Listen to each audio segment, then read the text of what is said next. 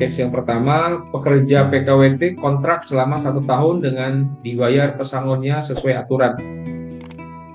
Lalu diangkat menjadi pekerja tetap atau PKWTT, maka terhitung sejak kapan masa kerja tersebut saat menjadi pekerja tetap? Pertanyaannya. Jika sejak adanya hubungan kerja saat PKWT, lalu ketika pensiun nanti, kompensasinya dihitung sejak kapan? Dalam kurung sementara saat PKWT sudah dibayar pesangonnya. Itu yang nomor 2. Nomor 2 ya, nah itu nomor 2. Apa sanksi bagi perusahaan yang belum menerapkan undang-undang KIA tadi, Pak? Ya, karena PKB kami belum masih dengan ketentuan yang lama. Baik. Yang pertama, kasusnya kontrak setahun sudah dibayar pesangon sesuai aturan, bukan pesangon tuh ya, uang kompensasi PKWT. Ya, kalau pesangon PKWTT ya. Jadi uang kompensasi PKWT-nya sudah dibayar sesuai aturan. Oke. Terus diangkat jadi permanen. Terhitung sejak kapan nih masa kerjanya? Ya. Ya, itu terhitung sejak hubungan kerja di awal yang tidak terputus. Ya. Jadi apabila si kontrak ini memang hubungan kerja sebelumnya tidak terputus, maka 1 tahun yang kontrak ini dihitung. Ya, dihitung sejak awal PKWT. Nah, nanti kalau dia pensiun, Pak, kompensasinya atau uang pensiunnya, uang pesangon pensiunnya dibayar sejak kapan ya? Sejak awal masa kerja. Berarti sejak yang PKWT juga ikut. Padahal kan waktu PKWT udah dibayar, Pak, pesangonnya. Yang dibayarkan pada saat akhir PKWT itu bukan pesangon. Itu adalah uang kompensasi PKWT.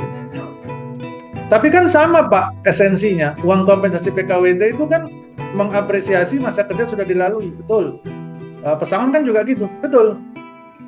Kan sama esensinya. Istilah hukumnya beda. Kalau esensinya mau disamakan bisa-bisa saja. Tetapi ini adalah sebuah resiko dan konsekuensi hukum bagi perusahaan yang mencampur adukkan antara hukum PKWT dengan permanen atau PKWTT. Ya. Karena sejatinya kita akan kembali lagi ke hukum dasar PKWT dan PKWTT. Apa hukum dasarnya? Kesementaraan jenis dan sifat pekerja. Ya, kesementaraan. Jadi kalau dia sementara sifatnya pekerjaan itu, maka dia PKWT saja. Selesainya, begitu selesai, kalau dia setahun berarti asumsinya sudah selesai pekerjaan yang sementara, biarkan dia lepas. Maka diberikanlah tadi uang kompensasi PKWT. Lah perusahaan, ini biasanya perusahaan yang terus mengangkat karyawan PKWT menjadi PKWTT, ini biasanya perusahaan yang menganggap hubungan kerja PKWT dan PKWTT itu semacam kasta. Jadi PKWT itu lebih rendah daripada PKWTT. Sehingga PKWT kalau bagus kamu jadi permanen, kalau nggak bagus kamu habis kontrak pergi ya gitu. Atau kalau lebih nggak bagus lagi, belum habis kontrak, aku pecat ya, kan begitu. Akhirnya jadi seperti ini. Maka hak hukumnya karyawan tetap ada.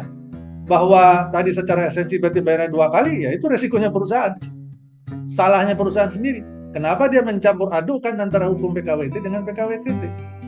Atau lebih parah lagi nih, jangan-jangan pekerjaan yang dilakukan, yang dikontrak setahun kemudian jadi permanen, kalau masih di pekerjaan yang sama, jangan-jangan pekerjaannya sebenarnya bukan pekerjaan yang bersifat sementara. Nah, gitu ceritanya. Ya.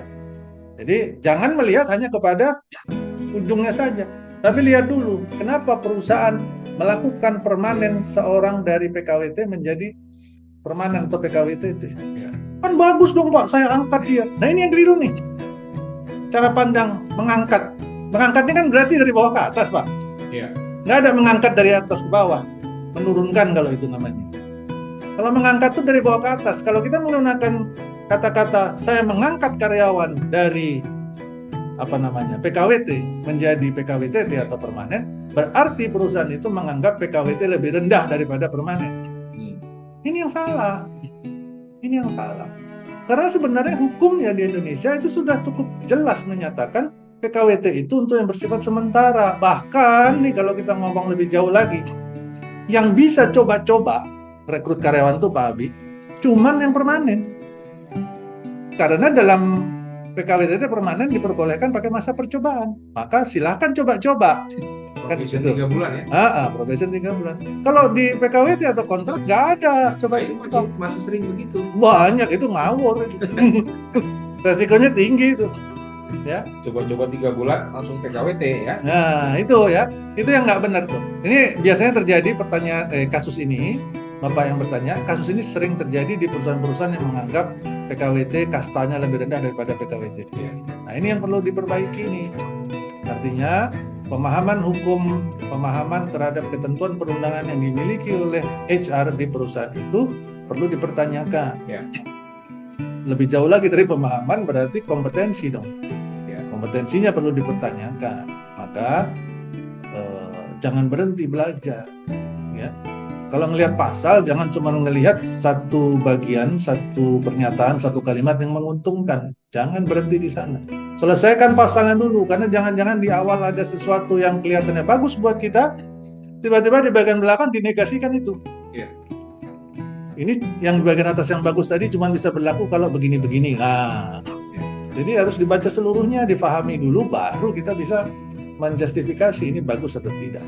Ya. Itu tentang pertanyaan pertama. Pertanyaan kedua, ada nggak sanksi bagi perusahaan yang nggak mau menerapkan KIA? Karena PKB kami masih ketentuan yang lama. Ada, kan sudah disebutkan tadi sanksinya. Administratif, ya, ada surat peringatan, kemudian ada pembekuan izin operasi, terus ada pencabutan izin operasi. Silakan kalau yang mau mencoba, siapa tahu bisa jadi pilot project ya Pak. Iya. Jadi, saya akhirnya berhasil menguji undang-undang KIA dan perusahaan kami akhirnya dicabut izin operasinya karena tidak mau menjalankan. Ya, silakan. Begitu ya Bapak Ibu. Terima kasih.